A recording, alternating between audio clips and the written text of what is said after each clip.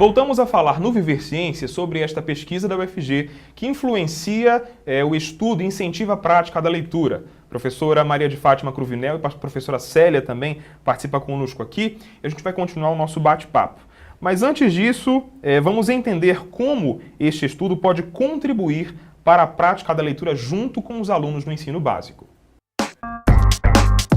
Os propósitos e preferências são diversos. Eu prefiro livros ficcionais, mas eu também gosto de livros que retratam, por exemplo, a guerra. Eu gosto dos livros que falam, por exemplo, sobre a Segunda Guerra Mundial, um exemplo, Pianista.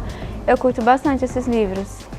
Tipo, os clássicos brasileiros, essas coisas, são mais eruditos. Leitura literária, de contos, poemas, todos os tipos eu gosto. E quem foi que disse que para ler tem um lugar adequado? Qualquer lugar. Ônibus, escola, casa, qualquer lugar. Até para festa, às vezes, eu levo livro. A partir do estudo, houve a iniciativa do Centro de Ensino e Pesquisa Aplicada à Educação, o CEPAI, que decretou a leitura como uma espécie de lei na escola. A escola pede que a gente leia os livros no ano. Então, para não precisar ler só os livros que a escola requer, eu tive que procurar livros novos que me deixassem mais interessadas por ele. Então, acho que foi isso. A escola meio que começou essa minha vontade de ler. Exercitada, divulgada como uma manifestação que a literatura de fato que é capaz de ampliar a visão de mundo do leitor, portanto contribuir para a sua humanização. Além de propor a leitura, a pesquisa pretende estimular nos alunos a identificação de livros de qualidade. Ela me ajudou a ter um senso crítico maior sobre os livros que eu leio. Porque, por exemplo, eu gosto muito de best-sellers e às vezes as pessoas não gostam tanto. Então, eu leio best-sellers, mas eu vejo que ele é um pouco clichê, às vezes meio básico. O professor de literatura, eu acho que ele é tão importante quanto a escola. Porque ele indica e ele ajuda a ver uma leitura que seja melhor para mim, para o tipo que eu gosto de escrever, de ler, então é ele que me ajuda. Igual conto, eu não era muito de ler, eu lia mais poemas e a partir daí eu comecei a gostar, assim, bastante. Tanto é que hoje eu não paro de ler. A leitura, ela te leva a outro mundo e te traz muito conhecimento. Vamos continuar com a nossa conversa. Professora Célia, por que a pesquisa enfatizou a leitura literária, né? E o que são as obras literárias de acordo com a pesquisa? Então, a necessidade, pelo fato de ser uma pesquisa, a necessidade de se fazer uma especificação, né? Se fôssemos abordar todos os tipos de texto, talvez não alcançássemos o nosso objetivo.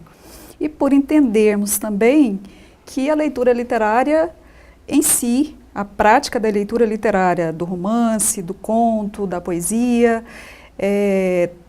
dentro deles estão todos os outros possíveis textos.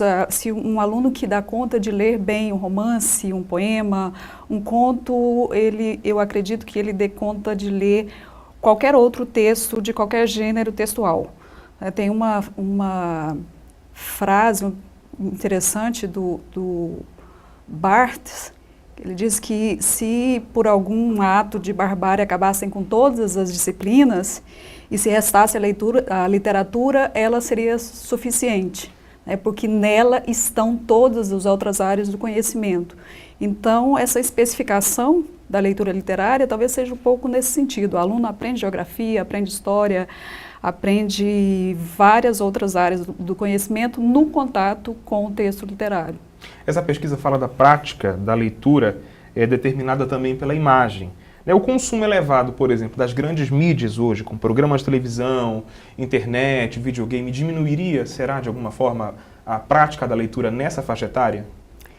Bem, nós podemos pensar que outras práticas tomam o tempo da leitura, digamos, porque a leitura precisa de tempo, de solidão, precisa de que o leitor dispense realmente um tempo, dedique um tempo a ela.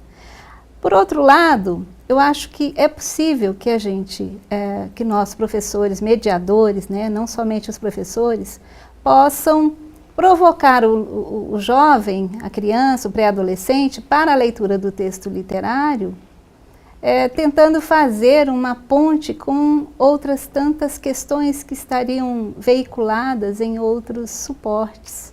Então eu não vejo como algo que determine definitivamente a leitura literária ou diminua a dedicação à leitura literária, a não ser nesse sentido. É evidente que um tempo dedicado à TV e ao videogame será um tempo roubado da prática de leitura literária, por exemplo, solitária, individualizada, distanciada do barulho, das imagens.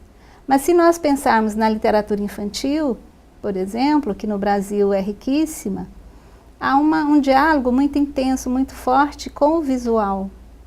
Então, eu acho que a gente não pode culpar essas outras atividades. De acordo com a pesquisa, existe algum caminho, alguma linha, por exemplo, de uma leitura recomendada para os alunos do ensino básico?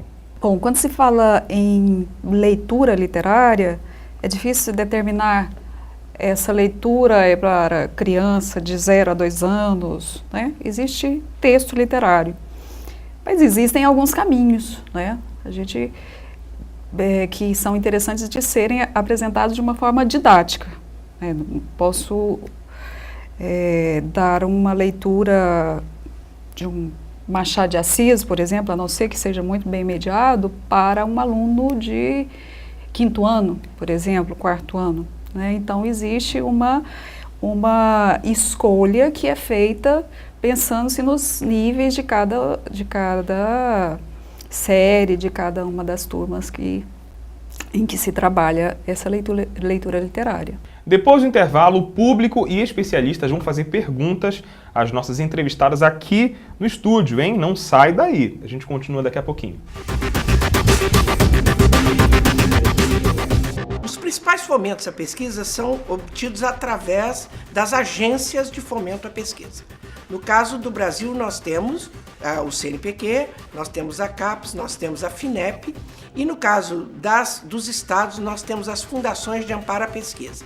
Além disso, as próprias universidades têm suas fundações de desenvolvimento da pesquisa e os seus laboratórios são mantidos com recursos públicos, que são repassados no orçamento normal da universidade.